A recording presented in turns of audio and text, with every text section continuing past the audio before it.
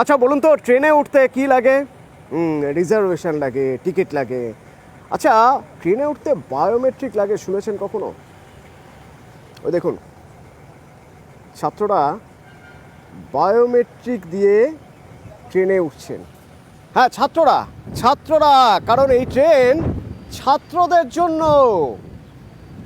এই ট্রেনে সবাই উঠতে পারবেন না, শুধুমাত্র ছাত্ররা উঠতে পারবেন আর শিক্ষক উঠতে পারবেন। আসলে এটা ট্রেন নয়, এটা হলো একটা ক্লাসরুম।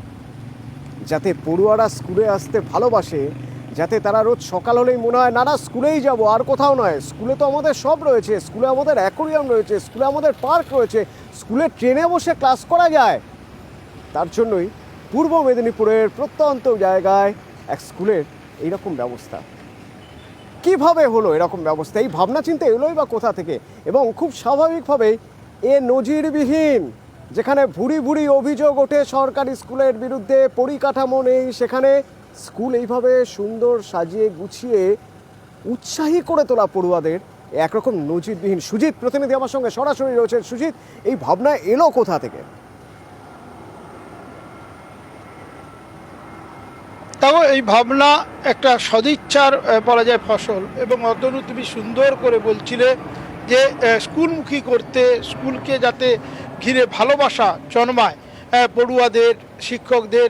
সে কারণে কিনা যখন কিনা শিক্ষক নিয়োগ বা শিক্ষা প্রতিষ্ঠান নিয়ে গেল রব, তখন কাঁথির এই যে স্কুল, সেখানে কিনা দেখা যাচ্ছে কি না সুন্দর করে একেবারে যে আদলে তৈরি করা হয়েছে স্কুলের ক্লাসরুমকে, তাতে কিন্তু ভালোবাসা, ভালো লাগা বাড়বেই।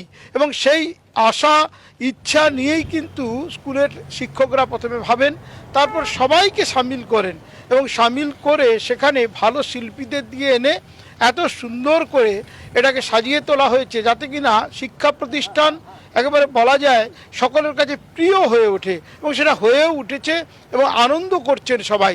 চারিদিকে এই সংবাদ যখন যাচ্ছে, তখন মানুষজন এই স্কুল ঘর দেখার জন্য কিন্তু বলা যায় ছুট লাগাচ্ছেন, যাচ্ছেন, দেখছেন এবং এর থেকে শিক্ষাও নিচ্ছেন। যেটা জানতে পারছি, অন্যান্য বিভিন্ন স্কুল তারাও কিন্তু এই স্কুল কর্তৃপক্ষের সঙ্গে কথা বলে জানতে মডেল হয়ে উঠছে স্কুল, মডেল হয়ে উঠছে। আর স্বাভাবিকভাবেই অভিভাবকদের হেডেক, চিন্তা অনেক কম। তার কারণ স্কুলে আসবো না এই বায়না আর কেউ করে না, বরং স্কুলে যাবো, এই ঝড় জল বৃষ্টি যাই হয়ে থাকুক না কেন। ছাত্ররা তো সেই বায়নাই করছে। অভিভাবকদের কথা শুনুন আর ছাত্রদের কথা শুনুন। খুব সুন্দর লাগছে, রেল স্টেশনে গেলে যেমন দেখতে হয় ঠিক তেমনই লাগছে, এতে খুব সুন্দর লাগছে। বিদ্যালয়ে বায়োমেট্রিকও চালু হয়ে গেছে, ঢুকতে হলে আর রোল কল নয়, আঙুলের ছাপ বা মুখ দেখারই প্রেজেন্ট হয়ে যাচ্ছে। এটা কতটা ভালো? খুব তাড়াতাড়ি হয়ে যায়, তার জন্য স্যার যখন করে তাতে অনেক সময় নষ্ট হয় আর অনেকেই পালিয়ে যায়, তাতে খুব ভালো হয়েছে। রেল স্টেশন আমাদের চোখের সামনে তুলে ধরা হয়েছে, এরকম এঁকে তার জানলা কপাট সমস্ত রকম এঁকে খুব ভালো লাগছে দেখতে। সামনে মনে হচ্ছে যেন সত্যিকারের রেল। প্রথমে যখন একটা ক্লাসে 50 করে 60 থেকে স্টুডেন্ট থাকে, তাদের রোল কল করতে করতে অর্ধেক টাইমটাই সেখানেই চলে যায়। আবার অর্ধেক টাইমে পড়া বোঝানো স্যারেদেরও অসুবিধা, আমাদের বোঝাতেও অসুবিধা। ফলে এতে এসে তাড়াতাড়ি স্যারেরা বোঝাচ্ছে এবং ক্লিয়ারলি আমরা বুঝতেও পারছি। ভালো লাগছে, দেখতেও খুব সুন্দর লাগছে। এতে ছাত্রছাত্রীরা উৎসাহিত হচ্ছে, স্কুলে আসতে আকর্ষিত হচ্ছে, তাই ভালোও লাগছে। রেল ভবন করেছেন, রেল ভবনের আঙ্গিকে সাজিয়ে তুলেছেন, এতে ছাত্রছাত্রীরা খুবই আনন্দিত। এবং এই যে প্রত্যন্ত একটি গ্রামে বায়োমেট্রিক অ্যাটেন্ডেন্স যে উন্নত প্রযুক্তিতে এটা নিয়ে এসছেন, আমরা সত্যি ওনার কাছে গর্বিত, কৃতজ্ঞ। এই ধরনের যে প্রযুক্তি তিনি এখানে এই আমাদের পশ্চিমবঙ্গে প্রথম সৃষ্টি করেছেন। দারুণ লাগছে। আমরা ছবিতে দেখেছিলাম, তো আমরা স্কুলে এসে দেখলাম এটা খুব দারুণ জিনিস হয়েছে এবং বাচ্চারা স্কুলমুখী হচ্ছে। যে বায়োমেট্রিক চালু হয়েছে খুব ভালো হয়েছে এবং আমাদের বাচ্চারা কখন আসছে এবং কখন বাড়ি ফিরছে আমরা অটোমেটিক জানতে পারবো, কিংবা কখন টিফিনে পালিয়ে যাচ্ছে কিংবা কোথাও ঘোরাফেরা করছে, আমরা অনেক উপকৃত পাবো।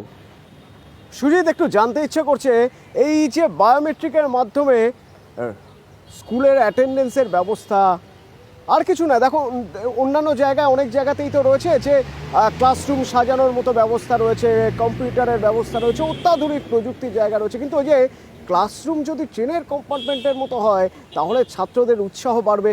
এই ভাবনা এলো কার মাথা থেকে?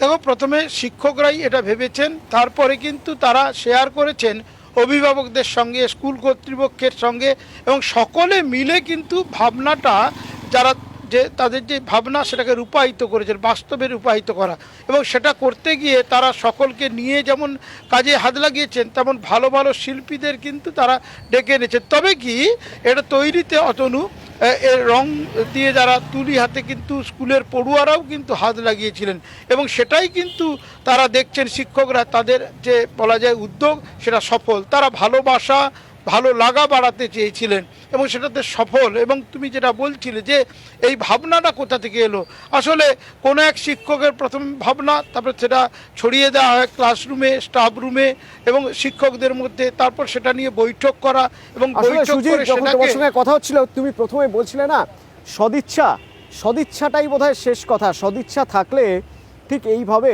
পড়ুয়াদের উৎসাহী করে তোলা যায়, আরও আকর্ষণীয় করে তোলা যায় স্কুল, যাতে পড়ুয়ারা রোজ সকালে স্কুলে যাওয়ার জন্য বায়না করে। ওই স্কুলের হেডমাস্টার তার বক্তব্য শোনাবো আপনাদের।